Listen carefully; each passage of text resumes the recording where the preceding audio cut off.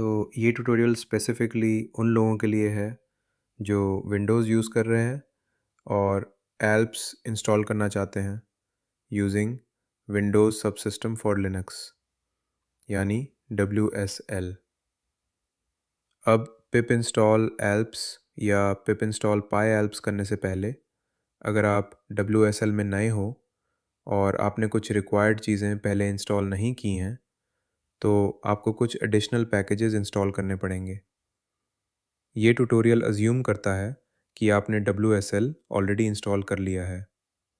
अगर नहीं किया है तो एल्प्स यूट्यूब चैनल पर एक सेपरेट वीडियो है जो स्पेसिफिकली WSL इंस्टॉलेशन कवर करता है। और एक और बात, जो एरर्स मैं यहाँ शो करने वाला हूँ ये वो एरर्स हैं जो मुझे पर्सनली मिले थे।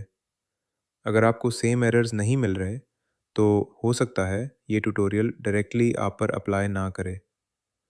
मैं ट्राई करूँगा कि वो एरर्स रिप्रोड्यूस कर सकूँ और फिर उनको स्टेप बाय स्टेप फिक्स करूँ ताकि प्रोसेस क्लियर हो। तो चलिए स्टार्ट करते हैं। मैं ऑनेस्टली सारे एरर्स रिप्रोड्यूस नहीं कर पाया, लेकिन मैंने सब नोट डाउन कर लिए थे। सबसे पहले WSL इनिशिएट करते हैं।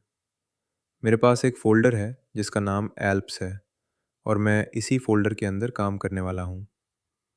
अब अगर आप डायरेक्टली पिप इंस्टॉल पायल्प्स रन करते हो और आपको एरर मिलता है कमांड पिप नॉट फाउंड या उसके जैसा कोई मैसेज, तो इसका मतलब है कि पिप आपके सिस्टम में इंस्टॉल्ड ही नहीं है।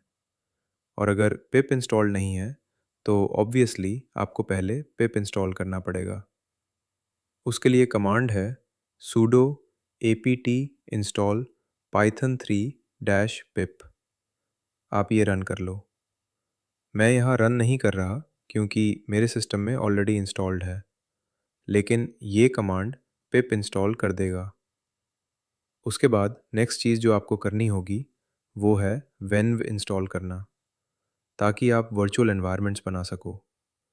मैं प्रिटी मच हैव टू इसलिए कह रहा हूँ क्योंकि टेक्निकली आप बिना वर्चुअल एनवायरनमेंट के भी सिस्टम वाइड इंस्टॉल कर सकते हो, लेकिन रिकमेंडेड प्रैक्टिस ये नहीं है।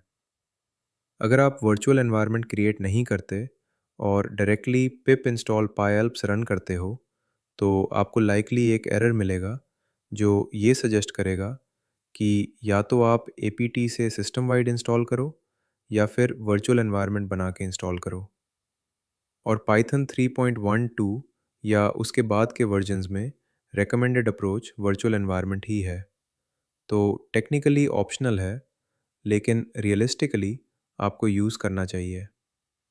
वर्चुअल एनवायरनमेंट क्रिएट करने के लिए कमांड होती है python3-m venv path _2 _ venv। लेकिन ये रन करने से पहले आपको venv पैकेज इंस्टॉल करना पड़ेगा। उसके लिए कमांड है sudo apt install python3-venv। कभी कभी आपको sudo यूज़ करना पड़ेगा परमिशंस के हिसाब से। मैं ये रन कर देता हूँ और जब ये कंप्लीट हो जाए तो हम वर्चुअल एनवायरनमेंट क्रिएट करेंगे।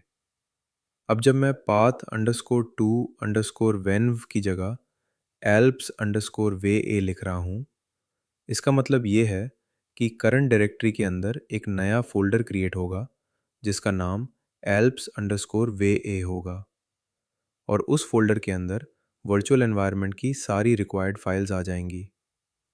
तो असेंशली आपको एक नया फोल्डर मिलेगा जिसमें कुछ कॉन्फ़िगरेशन फाइल्स और एनवायरनमेंट स्ट्रक्चर होगा। एक इम्पॉर्टेंट बात, इस वर्चुअल एनवायरनमेंट के फोल्डर के अंदर सिर्फ वर्चुअल एनवायरनमेंट की फाइल्स ही होनी चाहिए। आप अपना नोटबुक या रैंडम फाइल्स उस फोल्डर के अंदर मत डालो। जब एनवायरनमेंट क्रिएट हो उससे जाए क्लीन रखना बेटर तो उसे होता है। एक्टिवेट करते हैं। एक्टिवेट करने के लिए आप कमांड रन करते हो जो एनवायरनमेंट के अंदर होती है, और जैसे ही एक्टिवेट होता है आप देखेंगे कि टर्मिनल प्रॉम्प्ट के स्टार्ट में एनवायरनमेंट का नाम अपीयर होने लगता है। ये एक्चुअली एक अच्छा विजुअल इंडिकेटर होता है कि आप सही इन्वायरमेंट में काम कर रहे हो। मैं पर्सनली अपने वर्चुअल इन्वायरमेंट्स को ऐसे नाम देता हूँ जिससे मुझे तुरंत समझ आए कि कौन सा इन्वायरमेंट एक्टिव है। ये काफ़ी यूज़फुल होता है जब आप मल्टीपल प्रोजेक्ट्स पे काम कर रहे हो। बहुत लोग जो स्टैक एक्सचेंज पर रेकमेंड करते हैं, वो बस हर प्रोजेक्ट का नाम वेन्व रख देते हैं। लेकिन अगर आपके पास 4 या 5 अलग प्रोजेक्ट्स हैं और सबका नाम सिर्फ वेन्व है, तो प्रॉम्प्ट देखकर आपको पता ही नहीं चलेगा कौन सा एनवायरनमेंट चल रहा है। इसलिए डिस्क्रिप्टिव नाम रखना बेटर प्रैक्टिस है। अब नेक्स्ट स्टेप बेसिकली वही है जो प्रीवियस ट्यूटोरियल में था। अगर आपने मैटप्लॉटलिब या कोई और डिपेंडेंसी WSL में पहले इंस्टॉल नहीं की है, तो आपको वो भी पिप के थ्रू इंस्टॉल करनी पड़ेगी। जो भी चीज़ मिसिंग होगी, पिप आपको बता देगा एरर के थ्रू। मैं यहाँ थोड़ा मेंशन कर दूँ, रिकॉर्डिंग के दौरान डाउनलोड्स काफ़ी स्लो हो जाते हैं, इसलिए आपको वीडियो में कट्स और क्लियर्स दिख सकते हैं। मैं बस रिकॉर्डिंग स्टॉप करता हूँ, डाउनलोड कंप्लीट होने देता हूँ और फिर रिकॉर्डिंग रिज्यूम करता हूँ। कमांड सेम ही रन हो रही होती हैं। अगर ब्राउज़र ऑटोमेटिकली लिंक ओपन नहीं कर रहा या डिफ़ॉल्ट ब्राउज़र कुछ और है, तो मैं मैनुअली लिंक कॉपी करके पेस्ट कर लेता हूँ। ये बस कन्वीनियंस के लिए है। अब एक इम्पॉर्टेंट रिकमेंडेशन, अपना नोटबुक हमेशा एक सेपरेट फ़ोल्डर में रखो। ये सिमुलेशंस काफ़ी सारी आउटपुट फाइल्स जनरेट करती हैं।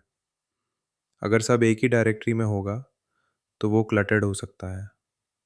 क्लीन फ़ोल्डर स्ट्रक्चर मेंटेन करना फ्यूचर में हेल्पफुल होता है। अब वेरीफाई करते हैं कि इंस्टॉलेशन प्रॉपर्ली काम कर रही है या नहीं।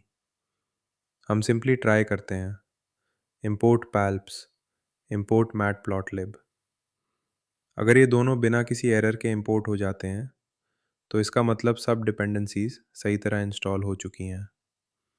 अगर एरर आए, तो आप उसी एनवायरनमेंट के अंदर pip install palps या pip install matplotlib रन कर सकते हो।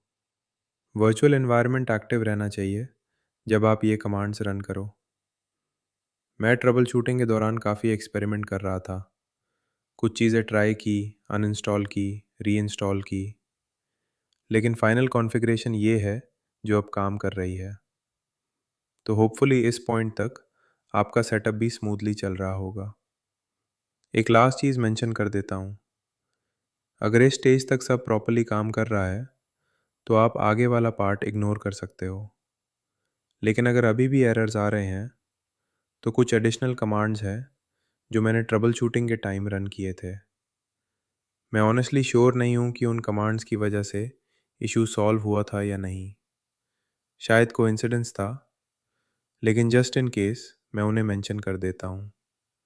एक command simply package list update करता है, sudo apt अपडेट।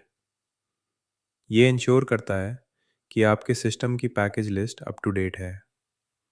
और एक और कमांड मैंने रन की थी जो सिस्टम पैकेजेस को रिफ़्रेश कर देती है।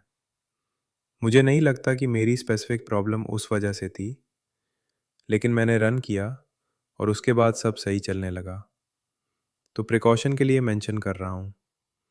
जैसे मैंने पहले कहा, अगर आपका इंस्टॉलेशन इस पॉइंट तक प्रॉपर्ली काम कर रहा है, तो इन एडिशनल कमांड्स की ज़रूरत नहीं है। और बस ये कंप्लीट प्रोसेस